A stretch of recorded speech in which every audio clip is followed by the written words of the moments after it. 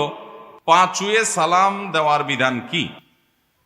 এটা আমাদের দেশে বহুল প্রচলিত একটা কালচার, একটা সংস্কৃতি যে মুরব্বীদেরকে পা ছুঁয়ে সালাম দিতে হয়। বিশেষ করে নতুন জামাই আসলে শ্বশুর শাশুড়ি অন্যদের পা ছুঁয়ে সালাম দিতে হয়।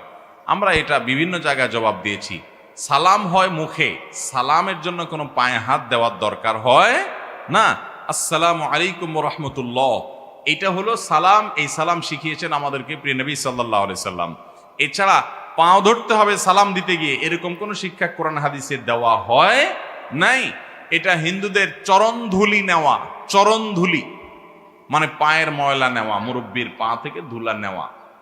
সেটা আবার মুসলমানদের মধ্যে আসছে পদধুলি নেওয়া, ওখান থেকে আসছে পা ছুঁয়ে সালাম করা। কথা বুঝতে পারছেন?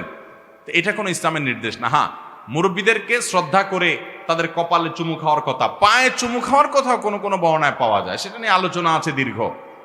কিন্তু সালামের সাথে এর কোনো সম্পর্ক না যে এটা দিয়ে আমি সালাম দিলাম। মুশকিল হলো নতুন ছেলেরা নতুন বিয়ে করার পর যদি শ্বশুরদের পা ছুঁয়ে সালাম না দেয়, শ্বশুরা মনে করে বেয়াদ্দব ছেলে, মনে করে কি করে না। এটা যেহেতু বুঝে না শ্বশুররা, এই জন্য তাদেরকে শ্রদ্ধা সেভাবে করতে হবে। তাদের সামনে কাচুমুচু করবেন, হ্যাঁ, মুস্কি হেসে কথা বলবেন, সবকিছু আগায় জোগায় দিবেন।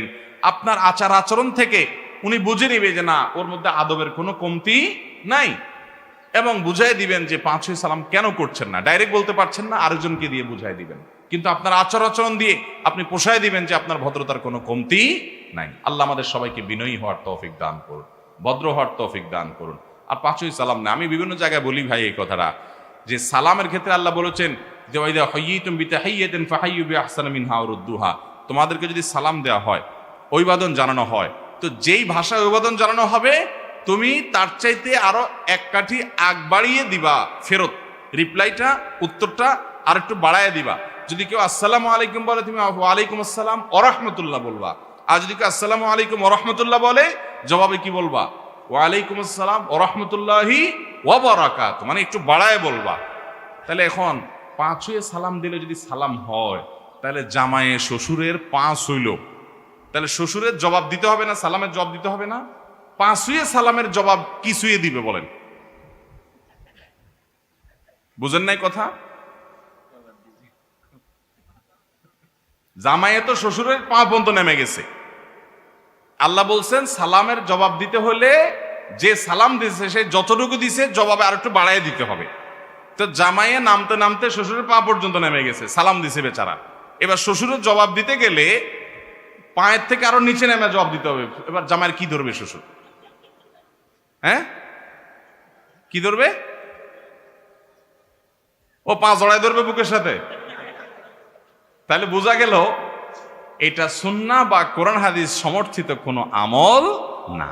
মুরব্বীরা যারা এটা নিয়ে মনে কষ্ট পান, তারা আপনাদের এই ভুলটা শুধরায় নেন, মনে কষ্ট পাওয়ার কিছু না। সালাম হবে মুখে, ছেলে ভদ্র, এটা আচার আচরণ দ্বারা বোঝা যাবে। কত ছেলে বিয়ের সময় শ্বশুরের পা ছুঁয়ে সালাম করতে করতে করতে শেষ, এরপর আপনার মায়েরা নিয়ে চুরে আছে না নাই?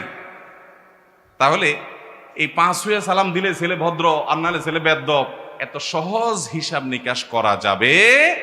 আমরা সুন্নত মেনে চলবো। নবীজি আমাদেরকে সালাম শিখেছেন না শিখান নাই? কিভাবে সালাম শিখিয়েছেন? মুখে সালাম। সালাম কখনো পা ধরে হয় না, কিছু ধরাধরির কাজ দরকার নাই, এটা মুখে সালাম দিবেন। আচ্ছা।